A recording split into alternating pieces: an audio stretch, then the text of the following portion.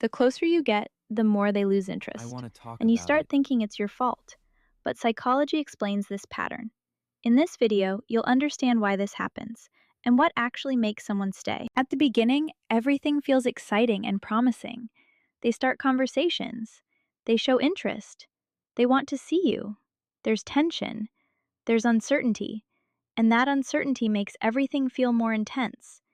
You don't know exactly how they feel, and that's what keeps you thinking about them. Most people believe something very simple, that the more you care, the stronger the connection becomes. So when you start to feel something real, you move closer. You give more attention, more time, more certainty. And then something changes. They reply slower. They seem less interested, more distant. You didn't suddenly become a different person, so why does it feel like something broke? Most people blame themselves. I replied too fast. I was too available. I said the wrong things. And the worst part is, the same pattern keeps happening with different people. But it's important to understand it wasn't your fault. And once you understand why, you'll start recognizing these patterns as they happen. Psychology has studied this for decades, and there are a few key reasons behind it.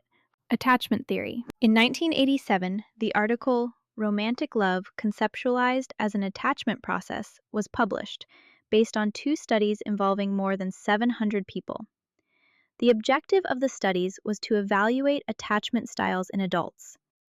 The results revealed proportions similar to those observed in childhood, around 56% secure, 19% anxious, and 25% avoidant. But what is avoidant attachment? In romantic relationships, this type of adult feels a deep discomfort with emotional intimacy. They have a strong focus on self-sufficiency and a tendency to withdraw when the relationship becomes serious or tense. People with this style place a high value on independence and tend to suppress emotional needs as a form of self-protection. So, we understand that not everyone experiences closeness in the same way.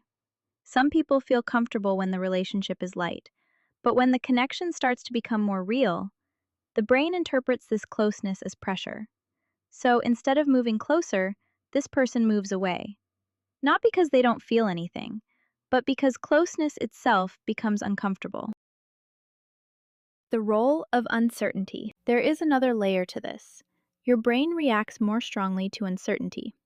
In 1998, the article Predictive Reward Signal of Dopamine Neurons aimed to understand how dopamine is released in the body depending on whether a reward is predictable or unpredictable. Dopamine is a chemical messenger that creates a sense of pleasure in certain situations. What were the results? Dopamine fires more when the reward is uncertain. When the reward becomes predictable, the body's response decreases. In other words, interest is higher when something is unpredictable. At the beginning, you don't know exactly what the other person feels, and that creates intensity. But when you start to show interest in a clear and consistent way, that uncertainty disappears. And for some people, along with it, the intensity disappears as well. The dynamic between you. This creates a pattern. The more one person moves closer, the more the other moves away. And the more distance appears, the more the first person tries to reduce that space. This pattern is known as the pursuer-distancer dynamic. It is a common pattern in relationships where one partner actively seeks greater intimacy and communication, while the other withdraws and seeks autonomy when under stress. You are not reacting only to the person. You are reacting to the dynamic between you.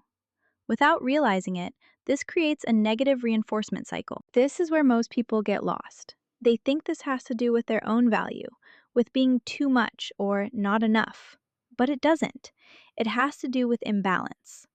Closeness without space creates pressure. Distance without connection creates anxiety. So what really makes someone stay? It's not chasing. It's not pulling away on purpose. It's understanding what's happening and adjusting how you position yourself. First, observe the other person's pattern. Do they get closer at the beginning, but pull away when things become more real?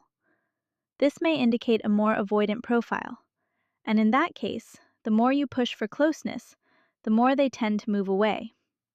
Here, the most important thing is not to give more. It's not to accelerate the connection faster than the other person can handle. Second, Pay attention to predictability. At the beginning, there is space, mystery, time, but when everything becomes immediate certainty, fast replies, total availability, constant presence, the dynamic changes. It's not about playing games, but about not completely eliminating the natural space between you. Healthy interest does not need constant intensity. Third, observe the dynamic that is forming.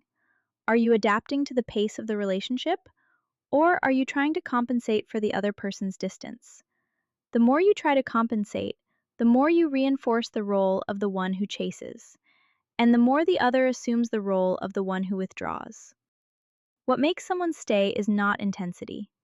It is emotional balance within the relationship. If someone always loses interest when the relationship starts to become real, this is not something you solve by trying harder.